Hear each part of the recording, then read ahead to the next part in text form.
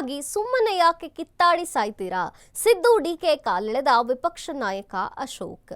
ಪಟ್ಟಕ್ಕಾಗಿ ಯಾಕೆ ಸುಮ್ಮನೆ ಕಿತ್ತಾಡ್ತೀರಾ? ಯಾಕೆ ಕಿತ್ತಾಡಿ ಸಾಯ್ತೀರಾ? ಸಿದ್ದು ಡಿಕೆ ಕಾಲೆಳೆದಂಥ ವಿಪಕ್ಷ ನಾಯಕ ಆರ್ ಅಶೋಕ್. ಡಿಕೆಶಿ ದಿನ ಬೆಳಗಾದ್ರೆ ದೇವಸ್ಥಾನ ಸುತ್ತಿದ್ದಾರೆ.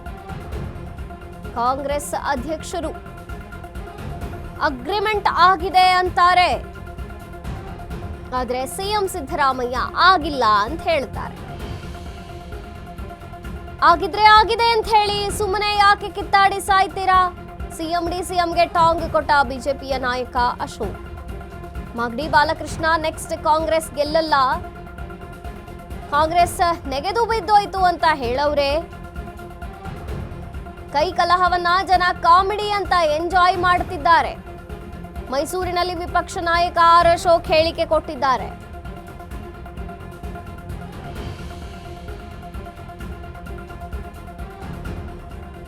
ಪಟ್ಟಕ್ಕಾಗಿ ಯಾಕೆ ಸುಮ್ಮನೆ ಕಿತ್ತಾಡಿ ಸಾಯ್ತೀರಾ ಅಂತ ಈಗ ಸಿದ್ದು ಡಿಕೆ ಕಾಲೆಳೆದಂತಹ ವಿಪಕ್ಷ ನಾಯಕ ಆರ್ ಅಶೋಕ್. ಡಿಕೆಶಿ ದಿನ ಬೆಳಗಾದ್ರೆ ದೇವಸ್ಥಾನ ಸುತ್ತಿದ್ದಾರೆ. ಕಾಂಗ್ರೆಸ್ ಅಧ್ಯಕ್ಷರು ಅಗ್ರಿಮೆಂಟ್ ಆಗಿದೆ ಅಂತಾರೆ, ಆದ್ರೆ ಸಿದ್ದರಾಮಯ್ಯನವರು ನೋಡಿದ್ರೆ ಅಗ್ರಿಮೆಂಟ್ ಆಗಿಲ್ಲ ಅಂತ ಹೇಳ್ತಾರೆ.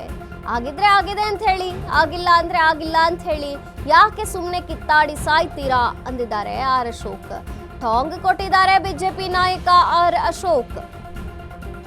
ಮಾಗಡಿ ಬಾಲಕೃಷ್ಣ ನೆಕ್ಸ್ಟ್ ಕಾಂಗ್ರೆಸ್ ಗೆಲ್ಲಲ್ಲ, ಕಾಂಗ್ರೆಸ್ ನೆಗೆದು ಬಿದ್ದೋಯ್ತು ಅಂತ ಹೇಳವ್ರೆ. ಕೈಕಲಹವನ್ನ ಜನ ಕಾಮಿಡಿ ಅಂತ ಎಂಜಾಯ್ ಮಾಡ್ತಿದ್ದಾರೆ.